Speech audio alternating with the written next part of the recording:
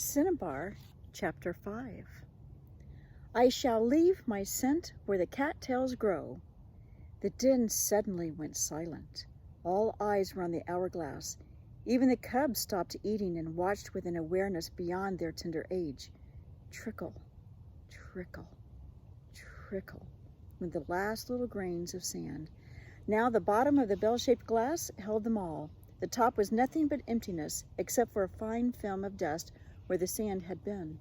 1 o'clock, Cinnabar's voice boomed. Then he gulped the last bit of soup, frisked his paw through his whiskers, and licked from one to the other. I bid you all adieu, he said with a grand flourish. Oh, pleaded Vicky, try to be careful. Did you know, she added in concern, that George Washington has some new extra-fast foxhounds? Of course I know, laughed Cinnabar. 'Twas myself who told you. General Lafayette sent them all the way over the seas from France. The leader, I hear, is a young lady hound named Sweetlips, because her baying is so high and sweet it makes your very blood tingle. And I hear those Sweetlips hide fangs of death. They can crunch a fox's leg as if it were a carrot. Oh, Cinny, don't go. Please don't go. Any other fox would hole up in his den on a day like this. Cinnabar was now rolling on the grass doormat to give his coat an extra sheen. Your mother, he winked at the cubs as he rolled back and forth, says one thing with her sweet lips and quite another thing with her eyes.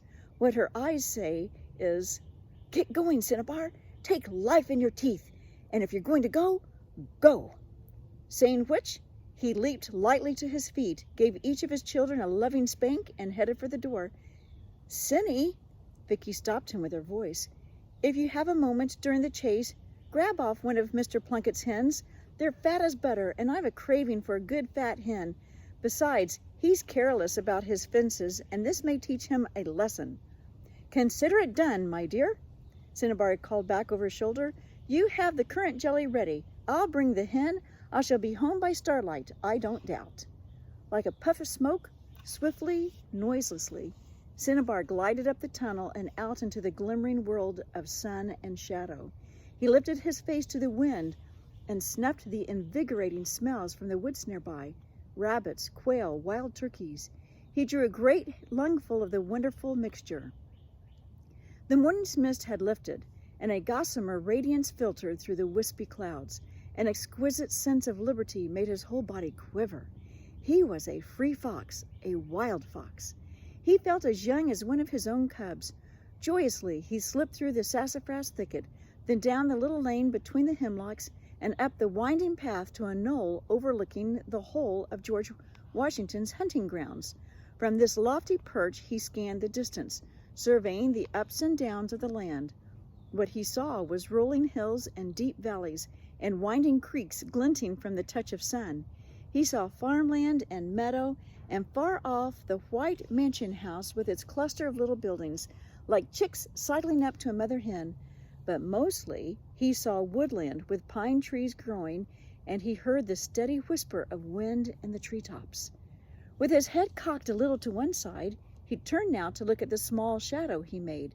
His heart began to beat faster. It was just past the hour of 1. The hunters must surely be headed his way by now, but which covert would they draw? Which line would they take? He stood up, pricking his ears, then swiveling them like a man with an ear trumpet. Although the sharpest human ears could scarcely have heard so faint a sound, Cinnabar's caught a single high note. The huntsman's horn!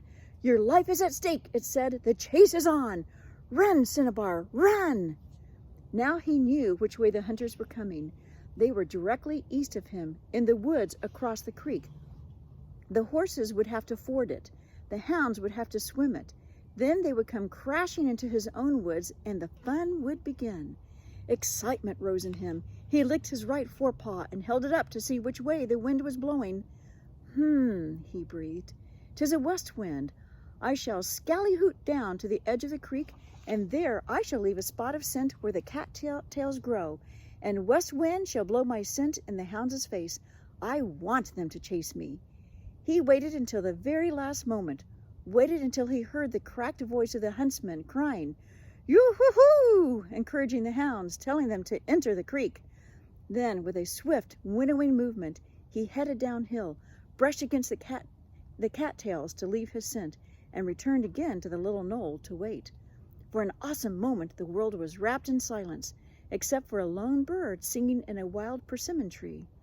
All of a sudden, the quiet exploded. Horses and hounds came splashing across the creek, and the pack fanned out along the bank, thrashing in and out among the scrub willow and honeysuckle.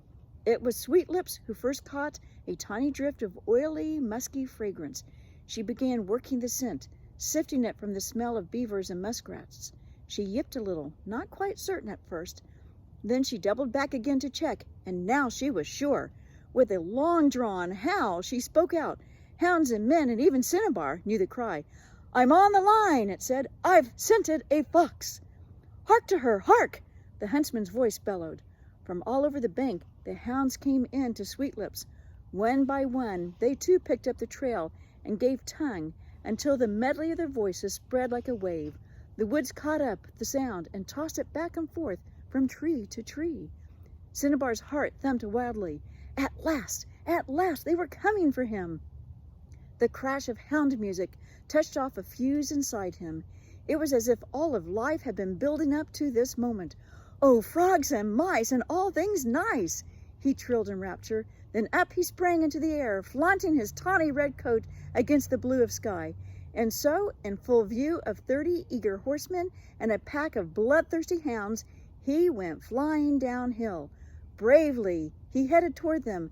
Then, with a teasing grin, he circled in front of them and veered away like a wisp of red vapor.